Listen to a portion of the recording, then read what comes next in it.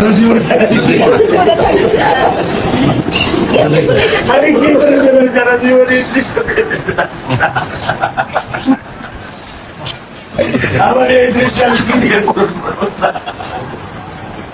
আমার মেয়ে শুক্রবারে নামাজে মসজিদে নামাজ পড়ে আমি নামাজ বাসায় পড়ি স্যার কারণ ও আমার সাথে নামাজ পড়তে পছন্দ করে।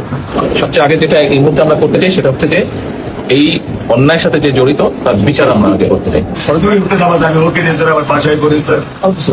আল্লাহ আমি জানি না আল্লাহ তারা আমার কোন পরীক্ষা করে দেয় দুঃখ কষ্ট মৃত্যু ছাড়া আমার আর কোনো শেষ নেই স্যার, আর কোনো শেষ নেই এই মেয়ে আপনার দায়িত্ব মাননীয় প্রধানমন্ত্রী নেবে। স্যার সত্য কথা আমি যখন ওকে ভ্যানে পাঠাই আমি খুব বলবো আমি কাল পরিষ্কার করে নিয়ে আসবো। আমি ক্লান্ত স্যার 10 বছর বয়স থেকে স্যার অবহেলা পেতে পেতে পেতে পেতে স্যার আমি আর নিতে পারতেছি না স্যার। আল্লাহ আমার ভাগ্যে দিচ্ছে আমি কি করছি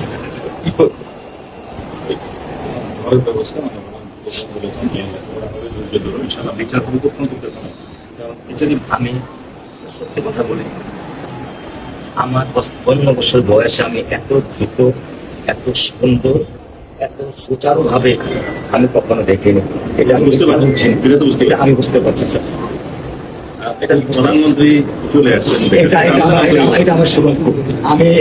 আমি সত্যিকার ভাবে স্যার আমি বলি আমি এটা স্যার প্রত্যাশা করিনি যে আপনার মতো মানুষ আমার এই 10,000 টাকার একটা প্ল্যানে স্যার আপনি পা রাখবেন, কিন্তু এই বিশ্বাস ছিল যে আপনি আর 10 জন না। যে মানুষ ট্রাফিক সিগন্যালে দাঁড়িয়ে থাকে নিয়ম মেনে চলে সে মানুষকে বুঝতে স্যার আমার এইটুকু বয়সে স্যার যথেষ্ট স্যার আপনি তো ধৈর্য ধরবেন। আমি ওগুলো নিয়ন্ত্রণ করতে পারছি না। আপনার সন্তানের এই অবস্থার জন্য যে দায়ী তার বিচার ইনশাল্লাহ হবে, সেটা শীঘ্রই হবে। আর মালিক যে আল্লাহ তাআলা মালিক, ওনাকে আমাদের সাহায্য চান, আল্লাহ রহমান করে সব কিছু দিতে মানুষ হিসাবে আমাদের যেটা করা আমি আমি 10 নম্বর আইডিয়া আমি ক্লাস 9 এ পড়েছি। ওগুলা আপনি চিন্তা করবেন না, ওগুলা ইনশাল্লাহ পাচ্ছেন। আপনি যেহেতু বলেছেন আপনি আপনার কষ্টের কথা বলেছেন, সেই ব্যাপারে আমরা যেটা আমাদের পক্ষে সম্ভব সমাধান। আপনি কিছু বলবেন?